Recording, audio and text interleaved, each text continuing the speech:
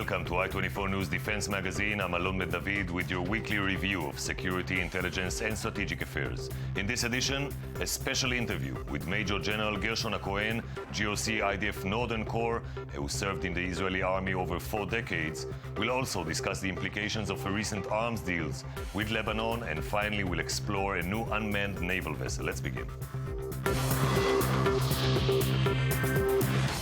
Lebanon received its first shipment of $3 billion worth of French arms. These Saudi-funded weapons aim to boost Beirut's army as it struggles to contain the neighboring civil war in Syria. I-24 correspondent Shai Ben-Ari has more on the deal and its implications. On Monday, the first shipment of a massive arms deal valued at no less than $3 billion arrived in Beirut, Lebanon. The weapons are French, but the deal has been subsidized by Saudi Arabia. This first shipment contains 48 Milan anti-tank missiles, but the arms deal will eventually include armored vehicles, heavy artillery, and mortars, among other weaponry. Some 20 French companies are involved in the deal, signed in Riyadh last November. The first delivery for which we're gathered today is the beginning of a cycle that brings Lebanon and our bilateral defense relations into new dimension, for which we have good reason to congratulate ourselves. Both the Saudis and the French are looking to strengthen the moderate elements within Lebanese society, which now find themselves threatened from a number of directions. To the east, jihadist forces involved in the Syrian civil war, namely the Islamic State terrorist group, as well as the al-Qaeda-linked Nusra Front, have clashed numerous times with the Lebanese army along the Syria-Lebanon border in recent months. Lebanon is indeed under unprecedented pressure from IS and al-Nusra Front, making the control of its borders vital to security. Lebanon, this country that knows the price of war, does not want to be dragged into the chaos that surrounds it. France is and will be here to help. But the threats are not only external. The enemy within, in this case, makes for a truly complex scenario. The Saudis and the French are no friends of Hezbollah, the radical armed Shiite organization that is now a major political force in Lebanon.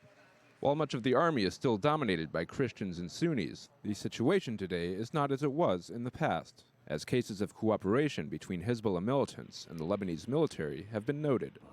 The fear of these arms finding their way into Hezbollah hands has some in the region very anxious.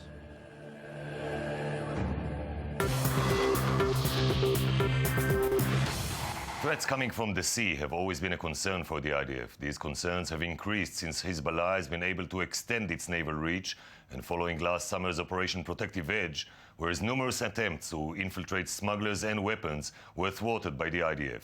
An innovative Israeli-made unmanned warship seeks to combat this challenge. Let's take a look at what has been known as the Night of the Sea.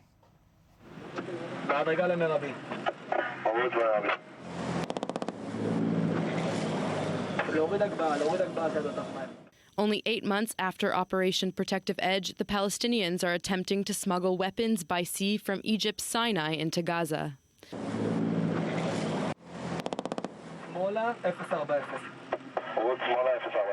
In response, the Israeli Navy recently began deploying an unmanned warship, codenamed the Night of the Sea. Created by Rafael Industries, the new ship is becoming a staple in the IDF's arsenal.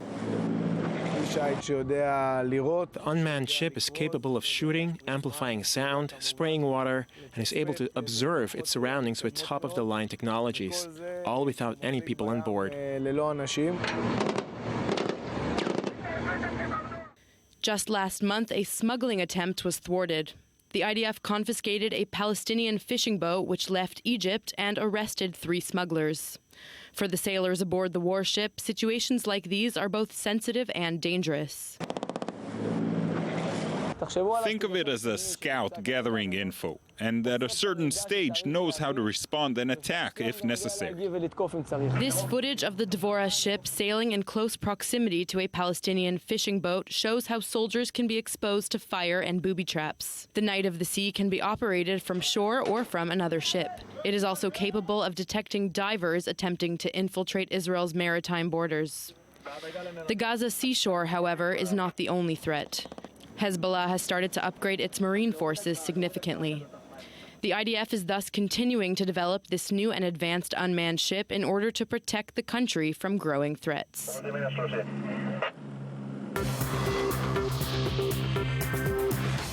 On On the eve of Israel's 67th Independence Day, we are very pleased now to host in the studio Major-General Gershon HaCohen, former GOC of IDF Northern Corps, who after 42 years of service is the last serving IDF officer who fought in the 1973 Yom Kippur War.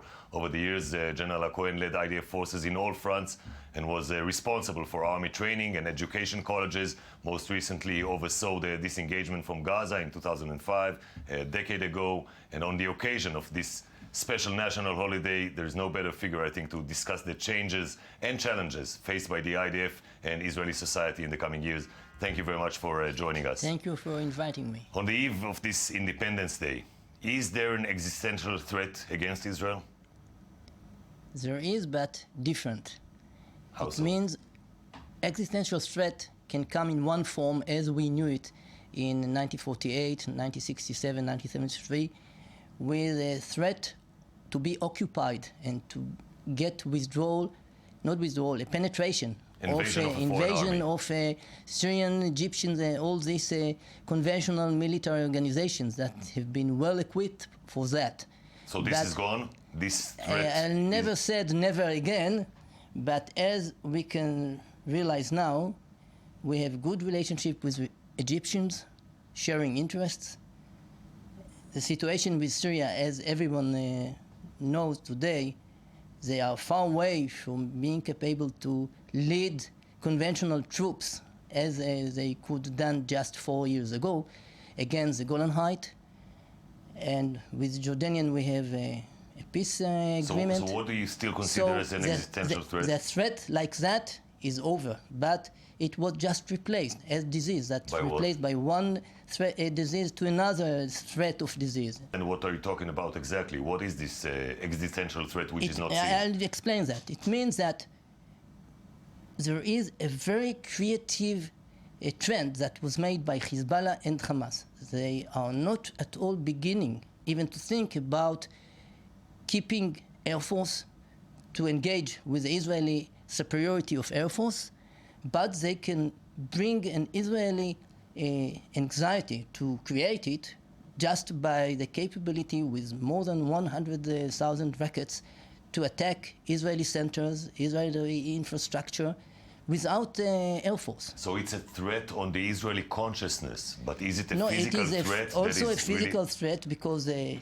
mass making not only quantity but also quality, because by the capability to attack the Israeli centers, the Israeli civilian centers, the Israeli infrastructure like electricity centers or Israeli military base like Air Force bases, etc., this could really lead to a threat, and it is coming from the depths of Lebanon, for example, in a way that it is entrenched inside the civilian infrastructure of daily life in Lebanon. So you consider these two organizations to pose an existential threat to Israel despite Israel's might military power? Exactly. Therefore, if we are asking how Hamas could lead a campaign of 50 days against Israeli almighty power, this is exactly the asymmetric phenomena. For example, just to close one day Ben Gurion Airport, someone can say, okay, so what? It was closed. But for modern investment, daily business with aspiration to prosperity and stability, it is really a threat. But when you look at the Middle East today, and you've been studying the Middle East for decades, we look at the maps and they are not valid anymore. What is Syria? Is there a Syria anymore? What is Iraq? Is there an Iraq? Is there a Libya? I understand the riddle. It is really a riddle because we must recognize and admit that nothing from the last century is really a threat, but new threatening organizations are really just emerging from the earth. And what is so important that if we are just looking upon basic premises, within them Israeli government with Yitzhak Rabin went to Oslo agreement. One of them was the hegemony of United States after the collapse of USSR. The victory in 1991 against Saddam Hussein and the awareness of the Arabs about their inferiority, what they succeeded to do is to take their inferiority and make a kind of exploitation, to make exploitation of inferiority in a way that they could really damage the United States in Iraq, in Afghanistan, and the British suffered more than 400 soldiers killed in Afghanistan in the last 10 years. It is a real threat, even though if you are just coming with judgment of 20th century, it is not at all beginning to be considered as a threat. We'll continue our conversation in a minute, but before Israel turns to the festive celebrations of its independence, the country devotes a day to commemorate those who gave their ultimate sacrifice, their lives, in order to defend it. Many of these soldiers were not born and raised in Israel, and some even came to Israel initially just to serve in the army. Lauren Aizo gives us a look at the unique Israeli phenomena, lone soldiers. Imagine that you are 20 years old. You have your entire life ahead of you. You pack up everything you own, get on a plane, say goodbye to your family, and move halfway across the world, all to fight on behalf of a country you weren't born in. This was a decision made by almost 2,500 young soldiers currently serving in the Israel Defense Forces. Unfortunately, some of these soldiers sacrificed their lives while defending the country.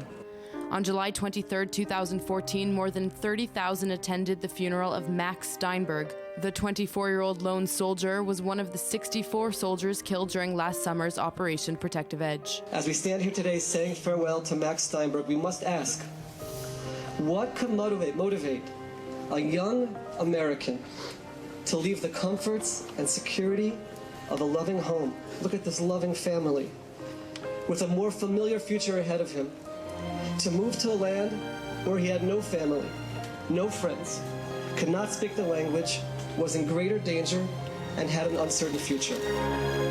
While most of his family was in his native California, many Israelis felt it was their duty to pay their final respects and thank him for giving his life for a country he was not born in. It's important, all of those people who came, not everyone met him, but we came here to respect the family and to support them and to show them that they're not alone.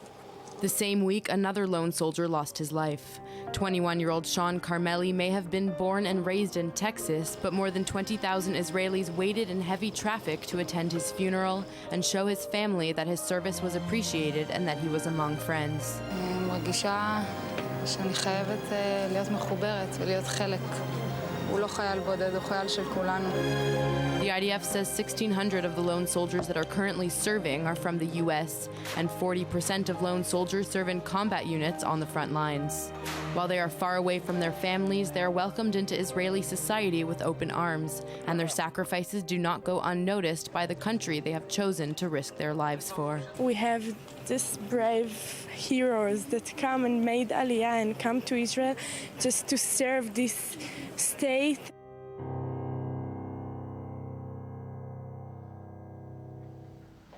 General HaCohen, I'm sure in 42 years of service, you must have lost commanders, subordinates, friends. What is the memory that comes to your mind on the eve of Memorial Day? A lot of memories. I just, from all of them, pick up one of them.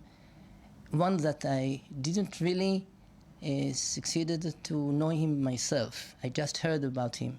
His name is Shlomo Bareket, the father of my wife.